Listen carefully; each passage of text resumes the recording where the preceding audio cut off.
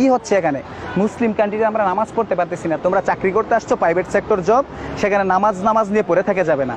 নামাজ পড়তে হলে বাড়িতে গিয়ে চাকরি চাইরা, নামাজ পড়তে হলে বাড়িতে গিয়ে নামাজ পড়ো। আমি মোহাম্মদ কাউসার আহমেদ, আমি প্রাণ রাইফেল রেনবো গ্রুপে বনশ্রী শোরুম ম্যানেজার হিসেবে আছি। তো আমাদের শোরুমগুলোতে এবং আমাদের যে চাকরিটা হচ্ছে আমাদের বেশিরভাগই হচ্ছে সারাদিন অনলাইন মিটিংয়ের মাধ্যমে যায়।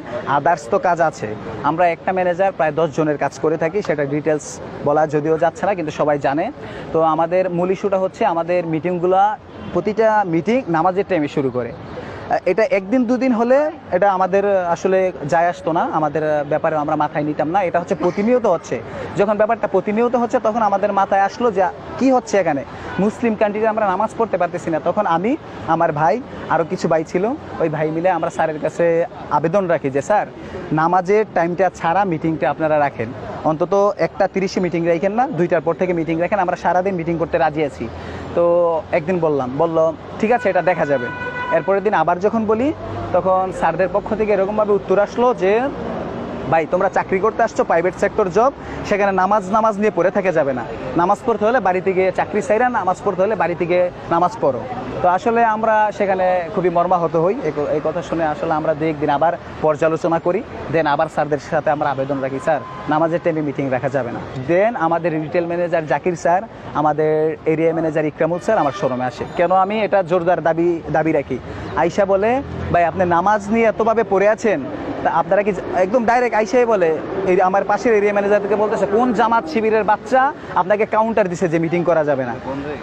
আমাকে বলতেছে যে কোন জামাত শিবিরের বাচ্চা কাউন্টার দিছে। তখন আমি বললাম স্যার, আপনি তো আমাকে জামাত শিবিরের বাচ্চা বলতে পারেন না।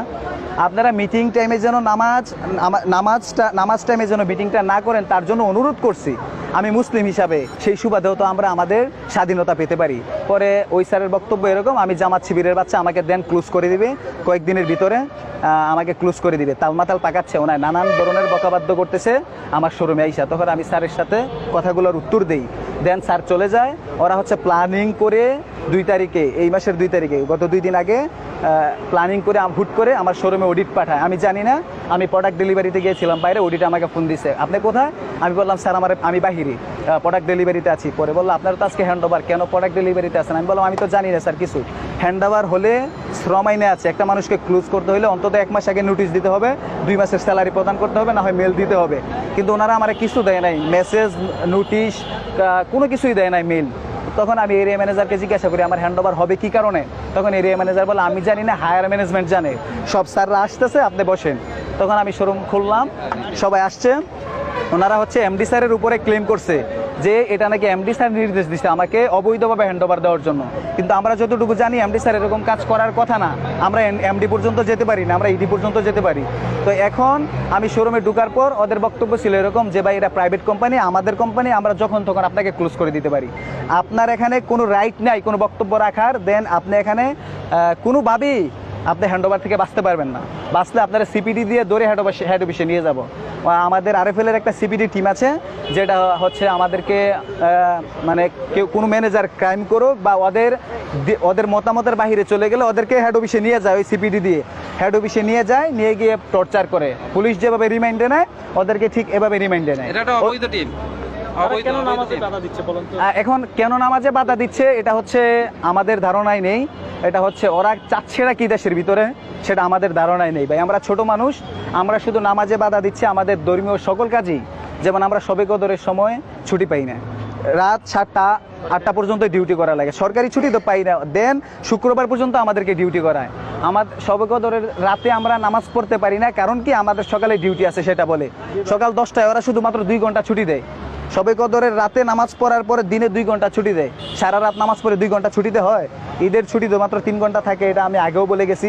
শবে বরাতের একই অবস্থা, আমাদের ঈদে মিলাদুন্নবীতে তো ছুটি নাই, আমরা প্রতিটা সরকারি ছুটিতে ডিউটি করি, প্রতি মাসে শুক্রবারে ডিউটি করি। যখন আমরা এটার বিরুদ্ধে আমরা কথা বলতে শিখেছি, দেন হচ্ছে শুধু লাস্ট 2টা শুক্রবার আমাদেরকে ডিউটি করায় নাই, আমাদেরকে ক্লেম দিছে, আমাদেরকে ক্লেম দিয়ে অ্যাটেন্ডেন্স কিন্তু আসে, হলিডে আসে আমাদের ঈদে মিলাদুন্নবীতে সরকারি ছুটিগুলোতে আমাদের অ্যাটেন্ডেন্স শিটে হলিডে লেখা উঠে, এক্সেল যেটা হচ্ছে অনলাইনের মাধ্যমে হলিডে লেখা উঠে, কিন্তু আমরা ডিউটি করতেছি ভাই, আমরা ডিউটি করি কিন্তু হলিডে লেখা উঠে বের করে দেন তো আমাদের না অ্যাটেন্ডেন্স সেট আমরা পরে প্রুফ লাগলে আমরা দিয়ে দেবো যেমন নামাজ চলাকালীন যে মিটিং করতেছে সেটাও আমাদের কাছে প্রুফ আছে ভাই ধন্যবাদ